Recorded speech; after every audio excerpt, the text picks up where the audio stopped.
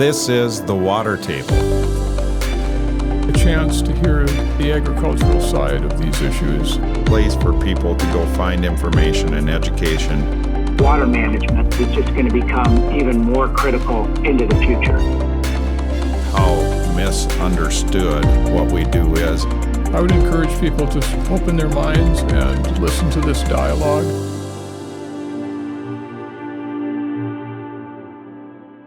Welcome back to the Water Table Podcast. Have Kent Rodelius back with me by popular demand, and Kent wanted to just talk a little bit today about agricultural water management. And back in, I don't know, maybe a half a dozen or so years ago, Prinsco released a YouTube animated video called Agricultural Water Management 101, and it really was the basics of how a system works. And we've had a lot of views on that. I think it's well over 100,000 views over the years of people that just are trying to explain to customers, to landowners, to the general public, you know, how does this work? And they pull up the video, the animated video, and just let that talk for itself. But wanted to talk about that just a little bit on the podcast and explain how a system works, talk about that, and then we've got some fun news about that series of agricultural water management videos coming too that we'll talk about. But I know you've been quite involved and shared that with a lot of people over the years of, hey, watch this video, sent them the link, those kind of things. So talk a little bit about that. Yes, Jamie, it really is interesting how popular that video became, that YouTube video we did on Drainage 101. I think we're really pleased with the information we got out, how that turned out. It really helps you to just grasp the understanding of just the basics of a drainage system. I've said it many times, this whole water management business kind of flies under the radar of most people unless you're involved in the farm. And then you understand it pretty well. But I've talked and given this video link to my duck hunting friends that are anti-drainage, and I've given it to neighbors and people I just come in contact that won't understand it, and really enables them to grasp what's going on underneath the water. And being out of sight is really an advantage and a disadvantage for what we're doing by managing the water table. And that's a much more accurate description of what we do. Rather than drainage, it's managing the water table. Yeah, and when you say that, that's exactly what we do is manage the water table, but that's also the most misunderstood part, I think, for the average person or the general public is, what does that mean to manage the water on an agricultural field?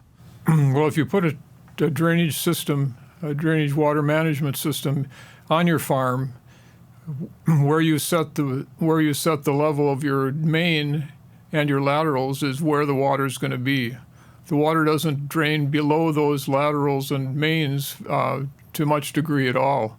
So you're not having all the water run and rush out of your system. It's a pretty slow process as it percolates, the rain and moisture percolates through the soil down into the laterals, the small lines that then run to the main. It takes quite a bit of time, and over the years, an observance I've made is that in an area where it's heavily tiled, the rivers and ditches come up and down slowly. The water enters slowly and leaves slowly. It's up and down.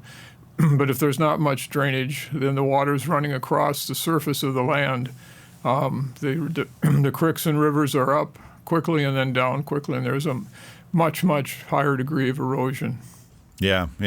And if when you there's a term in the video, it talks about, I think it's in the video, but it talks about drainage coefficient. We talk about that often in our business. And explain drainage coefficient, because you're talking a little bit about that when you say that it takes a lot longer when there's pipe in the ground for it to percolate through into the pipe. Drainage coefficient is how much water you try to remove from your field within 24 hours. Probably the most common drainage coefficient that systems are designed on is 3/8 of an inch. Some watersheds require it to only be 1/4 of an inch, but it's it regulates how quickly the water comes into the system and how quickly it leaves the system. And once a crop sits in water for 24 hours, you start losing dramatically the yield potential of that crop. So the purpose of it is to get the water off, but to do it well so you're not losing all of your chemicals or your nutrients or having runoff and erosion.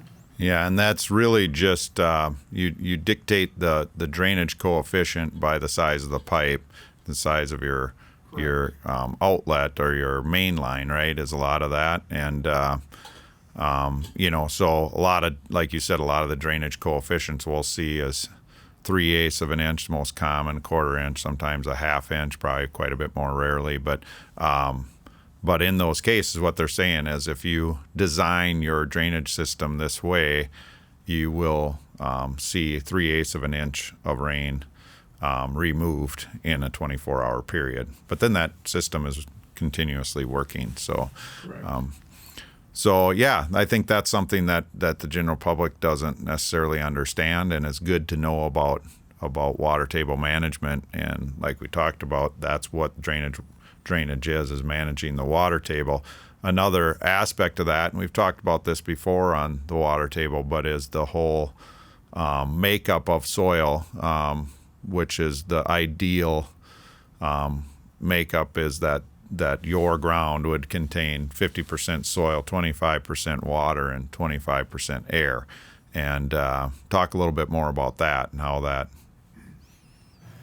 Well, I've said it many times that unless you manage your water and have those three things in order in your soil, it's really hard to take advantage of all the new genetics we have and all the fertilizers. And unless that's in control and it's a healthy soil and it's able to percolate through the soil at the right rate, you really can't farm your land to its highest potential.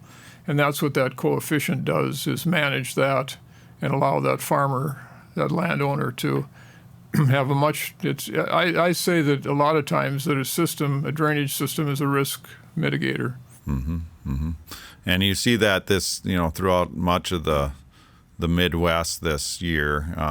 2022 has been pretty dry through the summer and the fall, and now here in the upper Midwest we've gotten recent rains, and that entire soil profile, from if there is drainage or not, but if there is drainage from the 3.5, 4.5 feet, whatever, how deep that pipe is, to the surface, there's a lot of capacity when all that soil's dry to hold water. So you're seeing, a 1/2 inch to a couple inches of rain here in the last few days, and that's just soaking in, and you're not seeing a change in the level of streams and rivers yet, because that soil has that storage capacity. We talk about that a little bit too in 101, but having the storage capacity is really important, and that's another thing that it's happening now naturally because the ground is dry. But when the ground is wet and you continue to receive timely rains, that drainage system is taking it away, so that allows for that soil profile to continue to store water.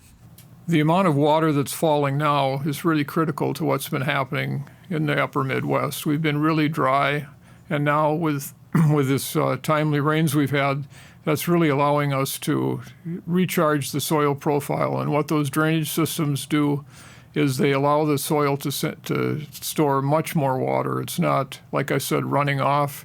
We've got great capacity. You have to kind of think of it as a sponge, where that just is able to absorb, that water in that field can be absorbed and stored until there's too much, and then it runs out the main, and then it fills up the creek, and then it fills up the wetland and the lakes. It's just a slow down process for managing water that is much, much healthier for soil health and just for the environment. Yeah, and for those that are listening today or watching this podcast, I think a lot of this, if you watch the video, the Drainage 101 or Agricultural Water Management 101, it'll be pretty self-explanatory. But it's the part we've been talking about that's always the challenge, is just the storage of water in that soil profile and managing the water table in that soil profile. And just as we close here on this segment, I wanted to mention, we are going to be continuing with another animated video, kind of a drainage 102 or 201. I'm not sure what we're going to call it, but that really talks about the next level of technical things you can do on your farm to manage your water. And you've been pretty involved in that, Kent. But talk a little bit about that, drainage water management and lift stations, things like that we're going to add into this next video. That's exactly right, Jamie. And over the last 10 years, we've really adopted some really great tools for water drainage management. And there are things that are starting to gain quite a bit of popularity. I think that at some point we're going to see some of these things mandated to us, so we might as well jump on board and get ahead of them. But it really has to do with holding water on the farm, on that field, until we can utilize it. When we control the drainage at the end of a main, we're able to store a lot of water in the soil profile, and you only need that water so many days out of the year. But when you need it, you really need it. And so it's becoming popular both environmentally and economically. We're seeing quite a good adoption of these practices. Yeah.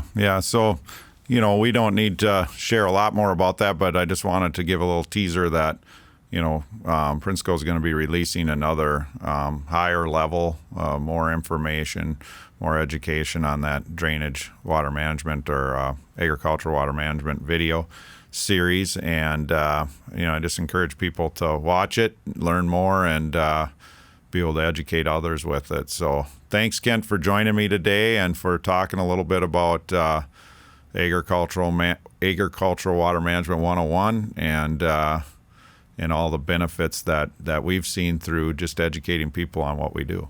Well, there's exciting times ahead, and I think that our website at the Water Table, you can see most of those practices. There's 5 or 6 of them that are pretty critical, and there's 5 or 6 of them that are really easy to adopt. And I think that as farmers are encouraged more and more, and I think it's sometimes incentivized to do this, it's going to be things that make a real difference in our environment.